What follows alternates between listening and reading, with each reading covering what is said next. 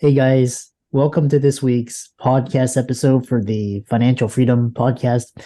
And I'm your host, Dr. Christopher Liu. I'm delighted to welcome our guest today, Carolyn. And like was explaining earlier, I'm always in search of the top 0.1% in terms of mindset, execution, people that are impacting the world, conglomerating it, fostering organic conversations, and delivering it to the audience. We have a audience of diverse backgrounds. And with Carolyn, she's going to talk to us all about, she's a master certified life and leadership coach. And so we're going to talk about work-life balance, how to quit the hustle, controlling your environment, being in control of your destiny. So Carolyn, welcome. Thank you. Thank you, Christopher. Yeah, I really love Podmatch, which is a matching service, because I normally wouldn't be able to connect with experts and leaders such as yourself. And I'm happy to have you. Tell the audience your origin story, how you got started, and what you do. Thank you, Christopher. So my origin story is that I was born and raised in Iran until I was 11 years old and have that sort of cultural background that informs my work even today, in terms of diversity of thinking and culture and so on. Fast forward as far as professionally, at 16, I opened the first Gianni Versace store in the United States. So I know it's a different industry, but most people know the designer. In 1982 is when I really built the first business that I built from scratch. And I had that for 17 years. And then after that, continued in the same industry, luxury, fashion, and worked for Hermes, Yves Saint Laurent, Bulgari, and finally Gucci.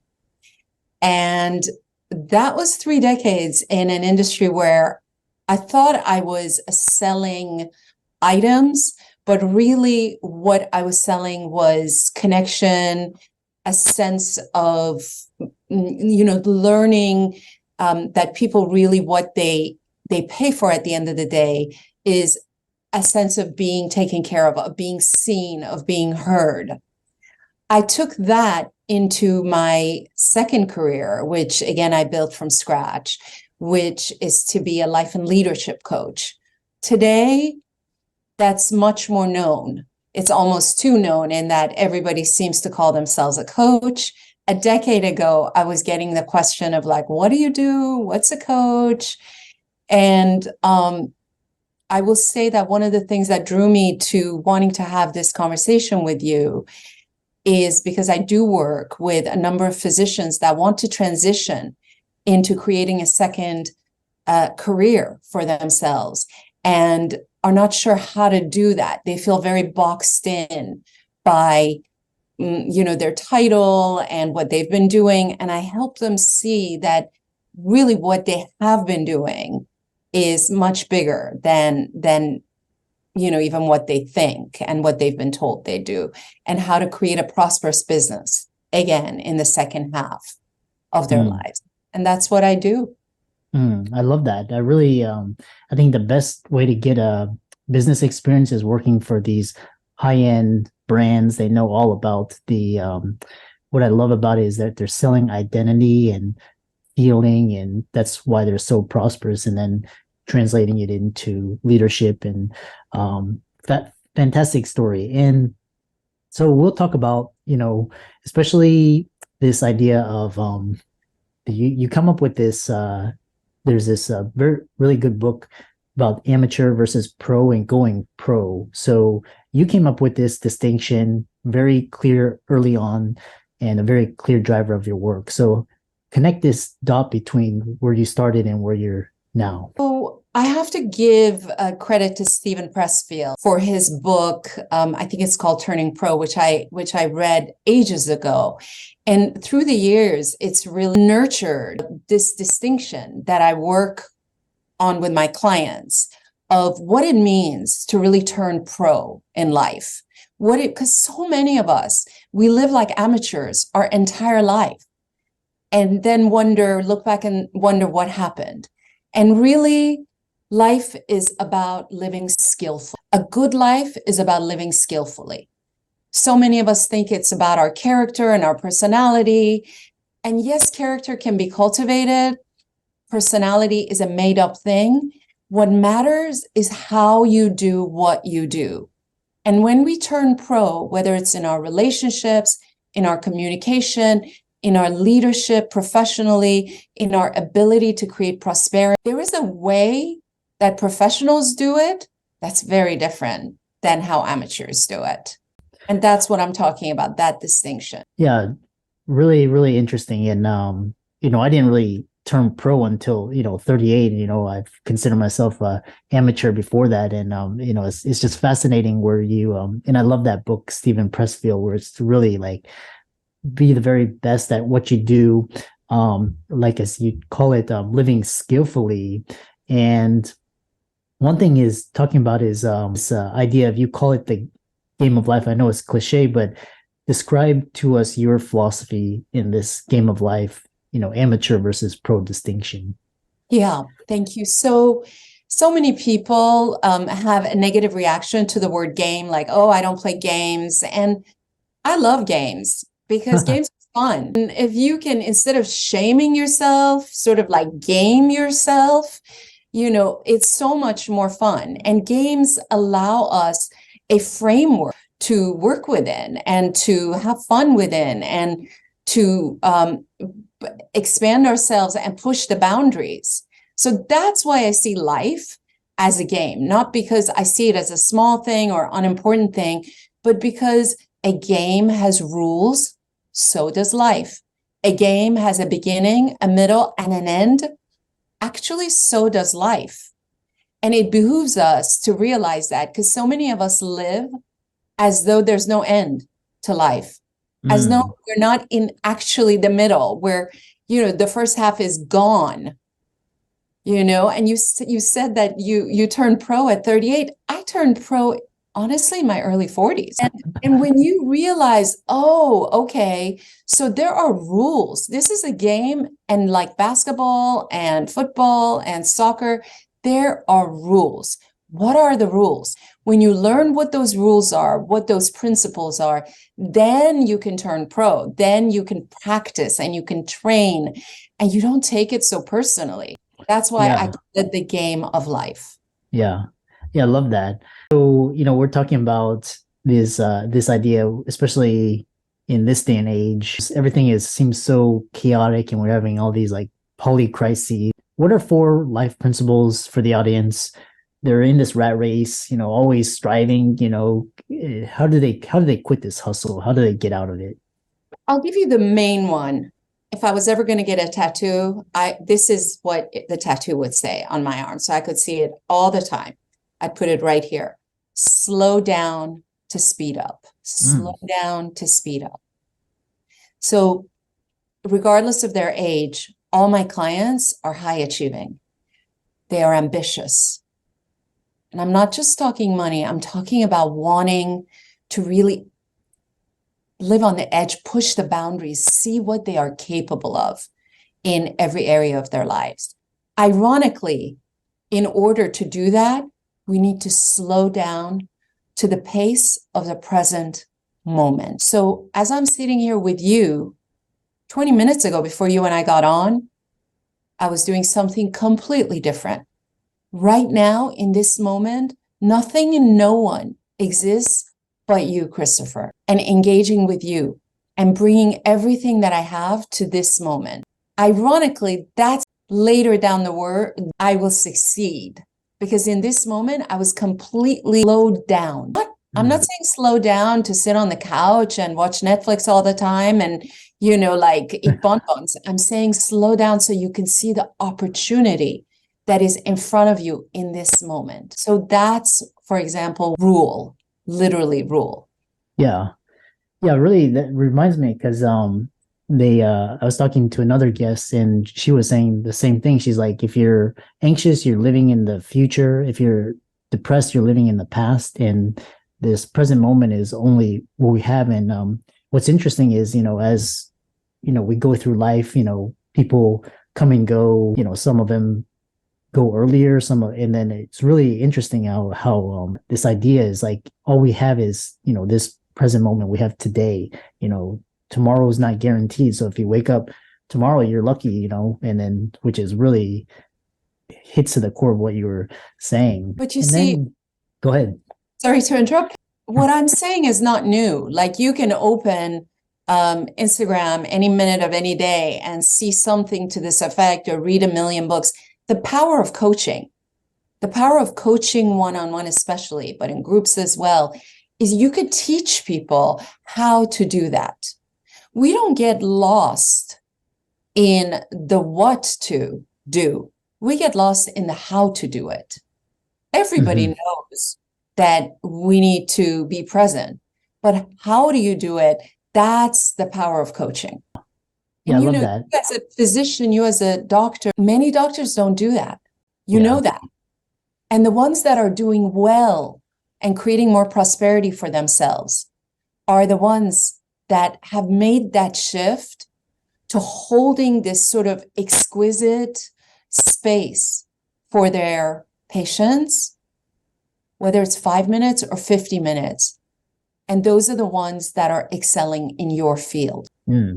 Yeah, I love that. And, at its core, physicians are healers, but they're also influencers. They have, a lot of trust, the public trust, and something not to be taken lightly. As I age and I understand more of these, there's a lot of implications for decisions made by doctors, their actions, how they present themselves. You talk about coaching, which you do. And, like I said, what's interesting is not only did you, but a lot of physicians are calling themselves coaches as well, which is very interesting. And, but some people are like, I don't need coaching. I'm my therapist. But, what's the difference between coaching and therapy? There's so many different kinds of therapy now and so many different kinds of coaches. And I want you to keep that in mind. But to give you a fairly simple answer, therapy looks at the past. Why did this happen? How did I become who I am today? Coaching looks to the future. We go to the past only to inform our steps towards who you want to become. So therapy really is so important because so many of us we don't know why we do what we do. And therapy is incredibly helpful with that. And it's really important to understand how you got here. But how you got here is not going to get you there. And that's what a coach can help you do. I have a particular cringy reaction to people who put /coach. Real estate agent /coach, stylist /coach, doctor /coach. I think that they do a disservice to their actual day job and career when they do that. It confuses people and it diminishes both of those professions, the profession of being a doctor and the profession of being a coach, or rather being a professional coach. All leaders, if they're good leaders, are coaching. So all great doctors are great coaches. All fantastic parents are great coaches. But that's coaching as a verb. To be a professional coach is a thing of its own that needs to be respected and acknowledged.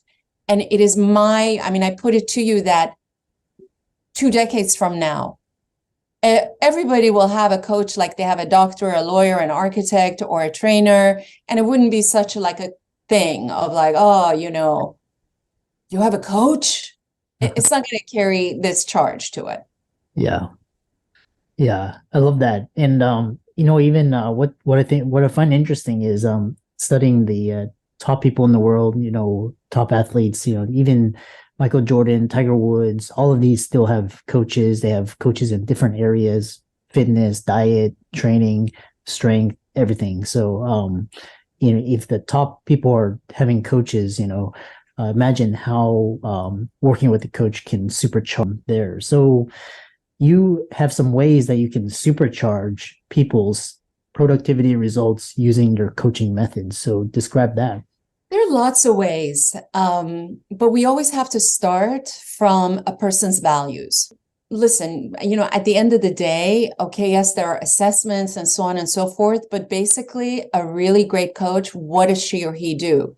I talk to people and their life changes. That's actually what happens. Conversation is our tool. So in conversation that is slowed down to the present moment, to the person in front of me, we understand what your highest top life values are. Because when you don't know your values, you're driving in the dark. Your values are driving your actions, whether you realize it or not. It's like gravity. You don't know how it works, but it still has an impact on you. So what we want to know is, what don't we know? What don't we know about what inspires us and what has us taking action? What are the top values? So for me, for example, freedom is a very high value. I can go to a coach and say, hey, help me. My goal is to find a life partner. Great. If I don't know that freedom is my highest value, and there is a limiting belief there for me that, being with someone is going to take away my freedom, then there is no stepping towards that goal. So we start with what is holding you back. And usually what is holding us back, and again, I'm not talking dysfunctional people, we're talking the Michael Jordans of this world. And I consider most of us in our own way Michael Jordans.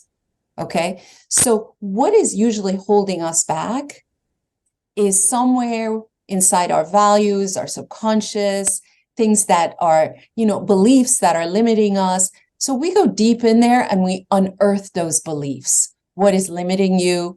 What values are you not living into?